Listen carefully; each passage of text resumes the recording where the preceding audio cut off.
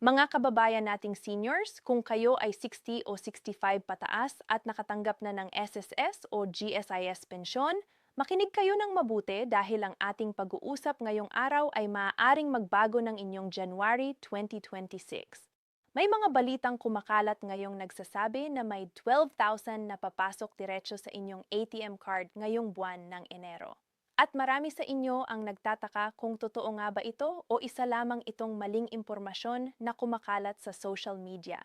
Kaya naman umupo kayo ng maayos, kumuha ng kape at pag-usapan natin ito ng masinsinan para hindi kayo malito o makaligtaan ng pera na dapat sa inyo.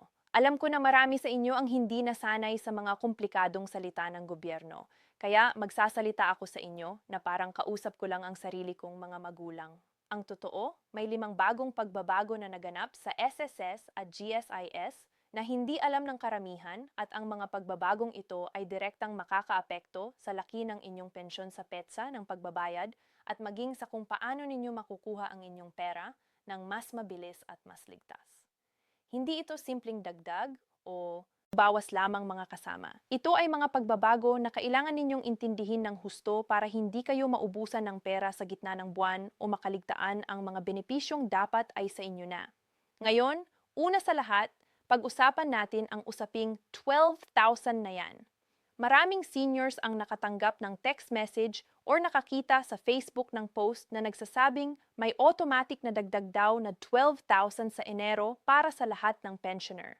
Ang totoo nito mga kasama ay hindi ganun kasimple. Ang 12,000 na yan ay hindi basta dagdag na ibibigay sa lahat.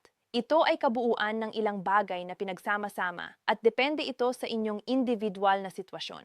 Halimbawa, kung kayo ay miyembro ng SSS at regular na nakakatanggap ng 5,000 monthly pension at mayroon kayong pending na 13th month pension na hindi pa natanggap noong Disyembre dahil sa mga technical issues sa bangko at meron pa kayong retroactive adjustment dahil sa 2024 pension increase na delayed ang processing.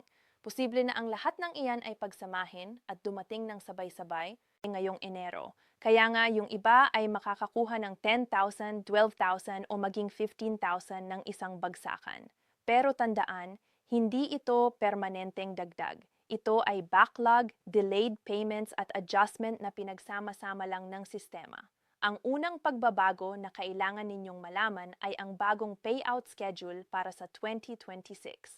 Dati ang SSS ay nagbabayad ng pensyon simula ng ikafimba hanggang ikatest ng buwan depende sa unang letra ng inyong apelyido.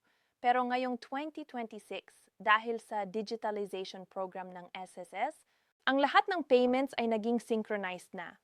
Ibig sabihin, lahat ng pensioners, kahit anong letra ng apelyido ninyo, ay makakatanggap ng pera sa parehong linggo na. Specifically, ang bagong schedule ay nagsisimula na sa ika-try hanggang ika-fan ng bawat buwan. Bakit ito mahalaga? Dahil maraming seniors ang umaasa na dadating ang kanilang pensyon tuwing ika-8 o ika-upa. At kung biglang dumating na pala ang pera ng mas maaga, baka hindi ninyo magamit ng tama o baka may mga bills na nakalimutan ninyong bayaran dahil akala ninyo ay wala pa kayong pera. Sa kabilang banda, kung sanay kayo na may pera na agad tuwing ika-fig lang na delay dahil sa technical glitch, baka mahirapan kayo sa budget. Kaya ang payo ko mga kasama ay i-check ninyo ang inyong SSS account online o tumawag sa hotline para malaman ang exact date na dadating ang inyong pension ngayong Enero at sa mga susunod na buwan. Ang pangalawang pagbabago ay ang mandatory enrollment sa electronic pension delivery o ang tinatawag nilang e-pension system. Simula ngayong 2026, lahat ng pensioners na dating pumupunta pa sa SS branch para kumuha ng check ay kinakailangang mag-transition na sa ATM o bank transfer. Ang ibig sabihin nito, kung kayo ay isa sa mga seniors na sanay pa ring pumila sa opisina tuwing pension day, kailangan na ninyong mag-apply ng ATM card sa partner banks ng SSS tulad ng Union Bank, Land Bank, or DBP. Bakit ito ginagawa ng SSS? Una, para mabawasan ang pila at congestion sa mga branch offices, lalo na ngayong may pandemic pa rin tayong iniingatan. Pangalawa, para mas mabilis at mas ligtas ang pagdating ng pera sa inyo. Walang nawawalang check, walang kailangang pumila ng matagal sa init o ulan, at walang middleman na maaaring manlamang. Ang problema lang, maraming seniors ang hindi komportable sa ATM o hindi alam kung paano mag-withdraw.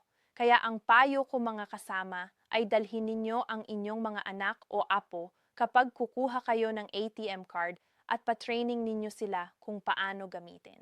Magtanong kayo sa bangko ng step-by-step na instructions at huwag kayong mahihiya na sabihing hindi kayo marunong. Trabaho ng bangko na turuan kayo. Ang pangatlong pagbabago ay ang computation ng pension base na may kinalaman sa inyong average monthly salary credit o AMSC. Maraming pensioners ang hindi alam na ang SS ay nag-adjust ng kanilang formula para sa pension computation simula 2024 at ang effects nito ay ramdam na ngayong 2026.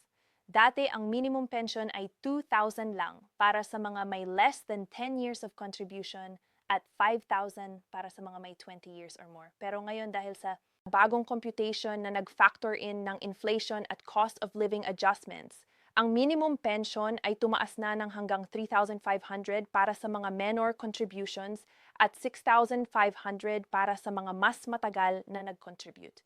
Ang ibig sabihin kung dati ay tumatanggap kayo ng 4,500 monthly, posible na ngayong 2026 ay tumaas na ito ng 5 o 6,200 depende sa inyong total contributions. Pero tandaan mga kasama, hindi ito automatic. Kailangan ninyong mag-file ng request for pension recomputation sa SSS para ma-apply ang bagong formula sa inyong account. Maraming pensioners ang hindi nag-file kaya hindi nila nare-receive ang tamang halaga. Pumunta kayo sa SSS branch o mag-login sa My SS account online at mag-submit ng recomputation request. Dalhin ninyo ang inyong valid ID, SSS number at pension booklet. Ang processing nito ay tumatagal ng 30 to 60 days. Pero kapag na-approve, ang backlog na dapat sana ay natanggap ninyo mula nang nag-adjust ang formula ay ibibigay sa inyo ng isang bagsakan. Ito ang dahilan kung bakit may mga pensioners na biglang nakatanggap ng 12,000 o 15,000 ngayong Enero. Hindi ito bonus kundi ang bayad sa inyo ng mga buwang na underpay kayo. Ang pang-apat na pagbabago ay ang bagong sistema ng clawback o recovery ng overpayment. Itong mga kasama ay isang sensitive na topic pero kailangan ninyong malaman may mga instances kasi na nagkakamali ang sistema ng SSS or GSIS at may mga pensioners na nakatanggap ng mas malaki sa dapat nilang pensyon sa loob ng ilang buwan o taon. Halimbawa, ang dapat sana ay 5,000 lang ninyo pero dahil sa glitch sa computer, naging 7,000 ang natatanggap ninyo. Tapos pagkatapos ng ilang taon, nalaman ng SSS ang error at ngayon ay sinasabi nila na kailangan ninyong ibalik ang sobrang natanggap ninyo na umaabot na ng 50,000 o 100,000. Ang dating sistema hindi malinaw kung paano ito babawiin.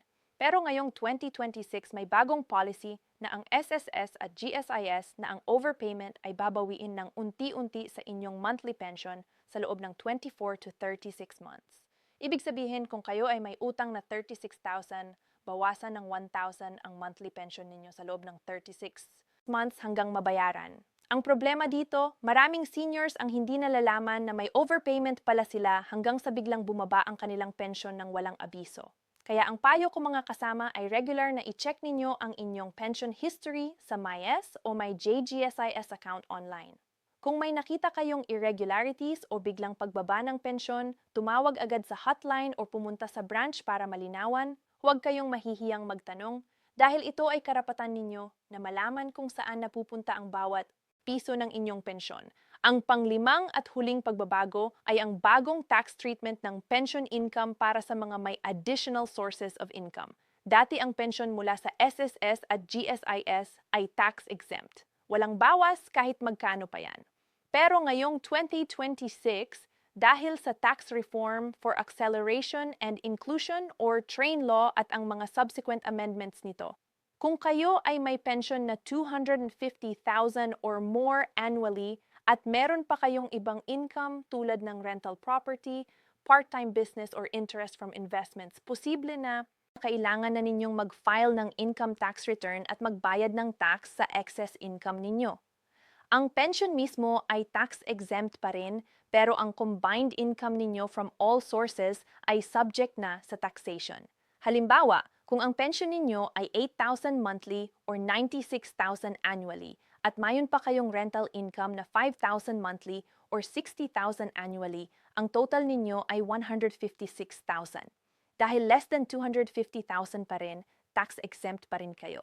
Pero kung ang pension ninyo ay 15,000 monthly or 180,000 annually at ang rental ninyo ay 10,000 monthly or 120,000 annually, ang total ay 300,000 na at ang excess na 50,000 ay subject na sa tax. Ang payo ko mga kasama ay mag-consult kayo sa BIR or sa isang accountant para malaman kung covered kayo ng tax requirement na ito. Hindi ito biro dahil kung hindi kayo mag-file at may nalog kayong dapat bayaran, may penalties at interest na dumagdag pa. Ngayon, bukod sa 5 pagbabagong ito, gusto ko ring ibahagi sa inyo ang ilang practical tips para ma-maximize ninyo ang inyong pension income ngayong 2026. Una, kung kayo ay eligible pa para sa Centenarian Act na nagbibigay ng 100,000 cash gift sa mga seniors na umaabot ng 100 years old, mag-apply na kayo bago pa kayo mag-1 para hindi ma-delay ang processing. Pangalawa, i-check ninyo kung eligible kayo sa DSWD's Social Pension for Indigent Senior Citizens na nagbibigay ng additional 500 monthly. Maraming pensioners ang hindi alam na pwede silang mag-apply nito kahit nakakatanggap na sila ng SSS o GSIS pension. Basta lang ay classified sila as indigent based sa DSWD criteria. Pangatlo, mag-enroll kayo sa Senior Citizen Discount Card sa inyong barangay para makatipid sa gamot, groceries at utilities. Ang tipid na ito ay equivalent din ng dagdag sa pensyon ninyo. Pang-apat, kung meron kayong savings, i-deposit ninyo sa Senior Citizen Special Account na may mas mataas na interest rate compared sa regular savings account. Ito ay offered ng maraming bangko para sa seniors age 60 and above. Panglima, huwag kayong mahihiyang humingi ng tulong sa inyong mga anak o sa DSWD kung nahihirapan kayo sa budget. May mga programs ang gobyerno para sa seniors na nangangailangan ng financial assistance, medical aid o housing support. Sa pagtatapos mga kasama, ang mensahe ko sa inyo ay simple lang. Ang 12,000 na yan na kumakalat sa social media ay hindi basta magic money na bibigay sa lahat ng walang dahilan. Ito ay combination ng backlog adjustments at 13th month pension na posibleng dumating ng sabay-sabay dahil sa mga pagbabago sa sistema.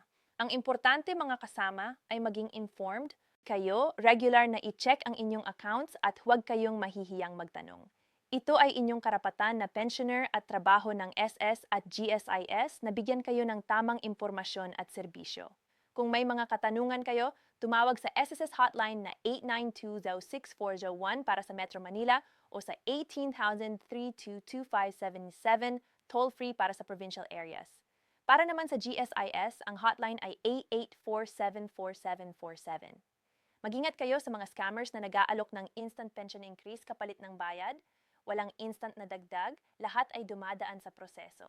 At higit sa lahat mga kasama, alagaan ninyo ang inyong kalusugan dahil ang pensyon ay wala ring saysay kung hindi ninyo ito magagamit dahil may sakit kayo. Maraming salamat sa pakikinig at sana ay nakatulong ang ating pag-uusap ngayong araw.